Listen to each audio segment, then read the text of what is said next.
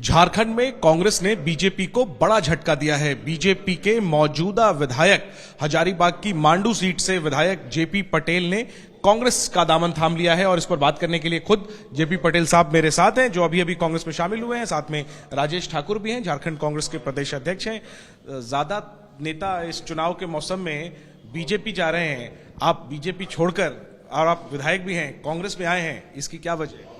देखिए, चुनावी माहौल में बहुत सारे चीज़ होता है, लेकिन हमारा एक ही लक्ष्य है। क्योंकि हमारे पिताजी जिन उद्देश्य और जिन सोच के साथ राजनीति करते थे, उनका उद्देश्य था कि झारखंड का सर्वांगीण विकास और झारखंड के आदिवासी, मूलवासी, अल्पसंख्यक और पिछड़ों का कैसे विकास हो, हम कैसे उनको आगे बढ़ा सकें।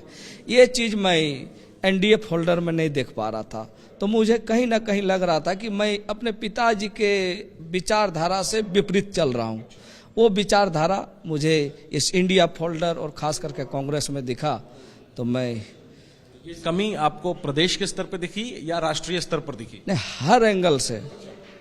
आज जिस तरह से देश में लोकतंत्र खतरे में है, उन चीज़ों को जिस तरह राहुल गांधी जी लगातार लोकतंत्र को बचाने के लिए संघर्ष कर रहे हैं, पदयात्रा कर रहे हैं, पूरा देश प्रभावित है और झारखंड विशेष रूप से प्रभावित है, और इसका नतीजा 2024 के लोकसभा चुनाव में आपको दिखेगा। आप कह रहे राहुल गांधी से पूरा देश प्रभावित है, लेकिन आपके प्रदेश की ही बात करें तो सोरेन जी की बहू बीजेपी में शामिल हो गई, तो इसकी क्या वजह फिर आप मानते हैं? देखिए, सीता सोरेन जी हमारी भाभी, हमारे उनको गार्जियन के रूप में भी देखा हूँ, और संजोग से उस दल में 2 टर्म उनके साथ भी विधायक रहने का मौका मिला, और आज भी सदन में हम विधायक हैं, वो भी विधायक हैं।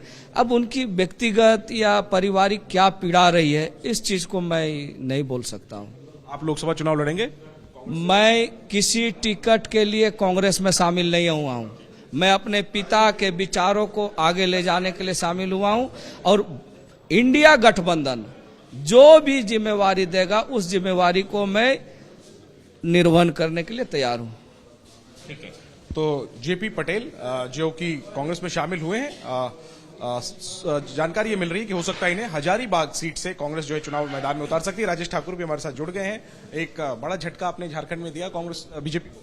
देखिए, झटका नहीं है ये, जो बीजेपी डर और लालच का कॉकटेल चला रही है पूरे देश में। ऐसे समय में कुछ लोग ऐसे भी हैं जो देश बेचने वालों के साथ नहीं, देश बचाने वालों के साथ आ रहे हैं। वैसे में जयप्रकाश भाई पटेल हैं। निश्चित रूप से सिर्फ झारखंड को नहीं, पूरे देश को ताकत इससे मिलती है कि ऐसे समय में इस तरह के लोग पार्टी को ज्वाइन कर रहे हैं।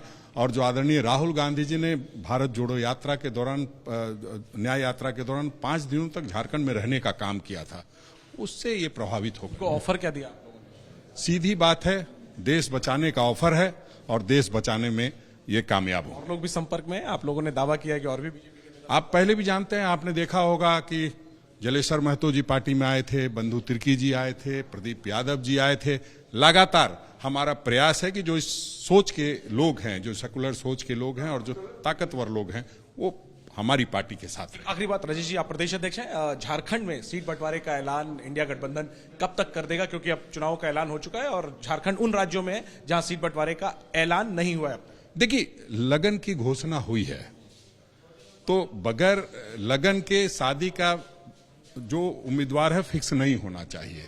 तो अब लगन की घोषणा हो गई है, 1-2 दिन में हम लोग नोटिफिकेशन जो जब से चालू होगा उससे पहले हम लोग घोषणा कर देंगे। ठीक है, शुक्रिया। तो चुनाव के ऐलान से पहले झारखंड में, माफ करिए, चुनाव के ऐलान के बाद झारखंड में बड़ा झटका बीजेपी को कांग्रेस के द्वारा। एक मौजूदा विधायक बीजेपी के जो हैं वो कांग्रेस में शामिल हो गए। हालांकि अभी भी सीट बंटवारे के औपचारिक ऐलान का इंतजार है झारखंड में कांग्रेस, जेएमएम, आरजेडी और लेफ्ट गठबंधन के बीच। कहना है प्रदेश अध्यक्ष का कि जल्द से जल्द इसका ऐलान कर दिया जाएगा। कैमरा पर्सन मनोज कुमार के साथ जैनेन्द्र, एबीपी न्यूज, दिल्ली।